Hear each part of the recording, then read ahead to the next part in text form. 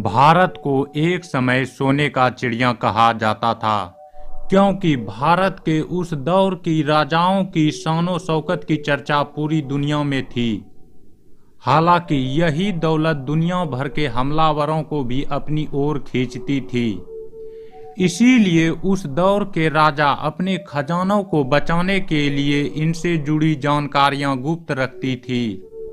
उस दौर के कई क्रूर आक्रमणकारी भले ही भारत की राजाओं की सत्ता छीनने में कामयाब रहे, लेकिन वह कई छिपे हुए खजानों को हासिल नहीं कर सके।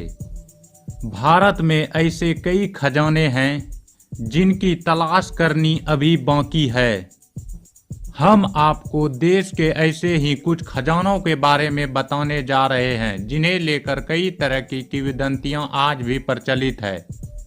तो चलिए दोस्तों, वीडियो को शुरू करने से पहले अगर आपको वीडियो अच्छा लगे तो वीडियो को लाइक जरूर कीजिएगा, और अगर आप रोज इस तरह का इंटरेस्टिंग वीडियो देखना चाहते हैं तो इस चैनल को सब्सक्राइब जरूर कीजिएगा। तो चलिए दोस्तों, वीडियो को शुरू करते हैं। सोन भंडार के गुफा का खजाना। बिहार के शहर राजगीर की भैरवगिरी पहाड़ी की तलहटी में एक गुफा है। इस गुफा को लोग सोन भंडार गुफा के नाम से भी बुलाते हैं। राजगीर शहर भगवान बुद्ध के स्मारकों के लिए काफी प्रसिद्ध है। यहीं राजगीर में एक सोन भंडार का गुफा है जिसमें मगध साम्राज्य के सम्राट मौर्य शासक बिम्बिसार का बेशकीमती खजाना छुपा हुआ है। हालांकि आज तक कोई भी इस खजाने को नहीं खोज पाया है। दोस्तों, मैं आपको बता दूं कि मौर्य शासक बिम्बिसार के राजा के दौरान राजगीर मगध साम्राज्य की राजधानी थी। मान्यता है कि इस स्थान पर भगवान बुद्ध ने बिम्बिसार को धर्म का उपदेश दिया था। हालांकि कई इतिहासकार इस गुफा में मौजूद खजाने को मगध सम्राट जरासंध का भी बताते हैं, लेकिन ज्यादातर प्रमाण इस बात की ओर इशारा करते हैं कि इस गुफा में छिपा सोना मौर्य शासक बिम्बिसार का है। ऐसा इसलिए क्योंकि इस गुफा के कुछ ही दूरी पर वह जेल है जिसमें अजातशत्रु ने अपने पिता बिम्बिसार को बंदी बनाया था।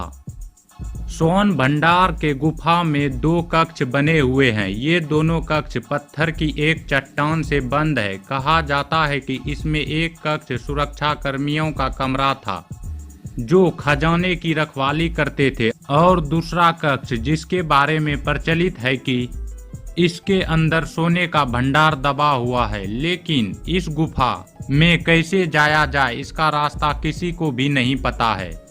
दोस्तों, मैं आपको बता दूं कि अंग्रेज शासकों ने इस गुफा को तोड़ने के लिए तोप के गोलों का इस्तेमाल किया था, लेकिन अंग्रेज इसे तोड़ने में नाकाम रहे।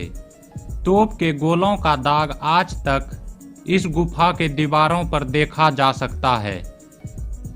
इस गुफा में एक दीवार पर शंख लिपि में कुछ लिखा हुआ है, लेकिन यह कोई नहीं पढ़ पाया क्योंकि शंख लिपि को पढ़ने वाला व्यक्ति कोई है ही नहीं। कहा जाता है कि इस गुफा पर शंख लिपि में जो लिखा है अगर कोई उसे पढ़ ले तो वह सोने के उस भंडार तक पहुंच सकता है। इसके अलावा कुछ लोगों का मानना है कि इस गुफाओं में छिपे खजाने तक जाने का रास्ता एक बड़े प्राचीन पत्थर के पीछे से होकर जाता है, जबकि कुछ लोग यह भी मानते हैं कि खजाने तक पहुंचने का रास्ता वैभवगिरी पर्वत सागर से होकर सप्तपर्णी गुफाओं तक पहुंचा जा सकता है, जो सोन भंडार गुफाओं के दूसरी तरफ तक पहुंचता है। तो दोस्तों, आपका इस गुफाओं के बारे में क्या कहना है, कमेंट बॉक्स में जरूर बताएं। पद्मनाभ मंदिर का खजाना। पद्मनाभ मंदिर भारत के केरल राज्य के तिरुवनंतपुरम में स्थित भगवान विष्णु का प्रसिद्ध हिंदू मंदिर है। यहाँ मान्यता है कि सबसे पहले इस स्थान से भगवान विष्णु की प्रतिमा प्राप्त हुई थी, जिसके बाद उसी स्थान पर इस मंदिर का निर्माण कराया गया। भगवान विष्णु को समर्पित पद्मनाभ मंदिर को त्रावणकोर के राजाओं ने बनवाया था। दोस्तों मैं आपको बता दूं कि इसका जिक्र 9वीं शताब्दी के ग्रंथ में भी आता है, लेकिन मंदिर के मौजूदा स्वरूप को 18वीं शताब्दी में बनवाया गया था। मान्यता है कि तिरुवनंतपुरम नाम भगवान के अनंत नामक नाग के नाम पर ही रखा गया है। यहाँ पर भगवान विष्णु की विश्राम अवस्था को पद्मनाभ कहा जाता था।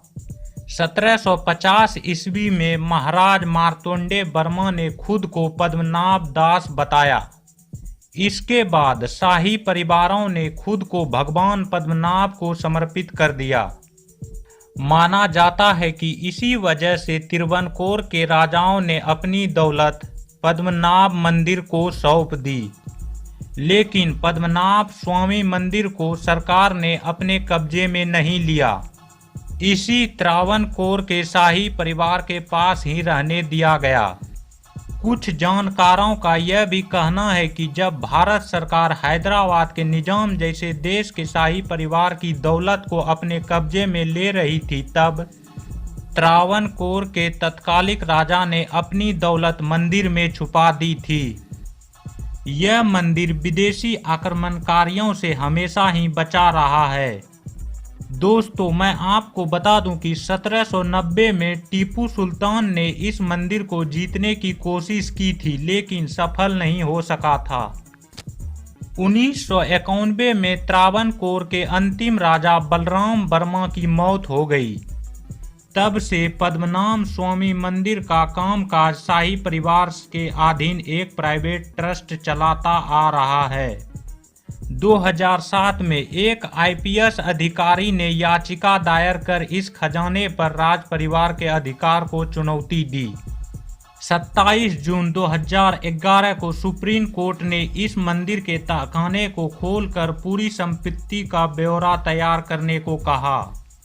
दोस्तों मैं आपको बता दूं कि इस मंदिर के 5 तहखानों में 1 लाख करोड़ का खजाना मिला, परंतु 6वें तहखाने को नहीं खोला जा सका, क्योंकि राज परिवार इस तहखाने को खोलने की अनुमति नहीं दे रहा है। इस राज परिवार को डर है कि यदि इस मंदिर का 6ठा तहखाना खुल गया तो बहुत बड़ा अनर्थ हो जाएगा। कहा जाता है कि आज से 140 साल पहले 6ठे तहखाने को खोलने की कोशिश की गई थी। तब तहखाना खोलते वक्त कई तरह के अनजान आवाजें और भय ने ऐसा होने नहीं दिया। लोगों की मान्यता है कि तब दरवाजे खोलते वक्त पानी की तेज धारा जैसे कई आवाजें जोर जोर से सुनाई दी थी। ऐसा लगता है मानो दरवाजे के पीछे समंदर उफान मार रहा हो। इस भयानक ध्वनि और दृश्य को देखकर वहां के पुजारी और अन्य लोग बुरी तरह से डर गए। इस मंदिर के पुजारी का मान्यता है कि यदि इस तहखाने को खोला गया तो दुनिया का सर्वनाश करीब आ जाएगा। दोस्तों मैं आपको बता दूं कि यह तहखाना आज भी बंद है, क्योंकि मंदिर के पुजारी और राज परिवार के लोगों का यह मानना है कि 6ठे तहखाने में एक गुप्त सुरंग है। इस सुरंग का रास्ता सीधे समुद्र में जाकर खुलती है।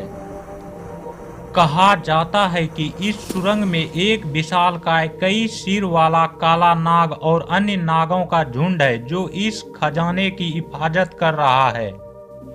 इसके अलावा कई लोगों का मानना है कि मंदिर का 6ठा तहखाना सीधे अरब सागर से जुड़ा हुआ है, जो पूरे राज्य को पश्चिम दुनिया से जोड़ता है।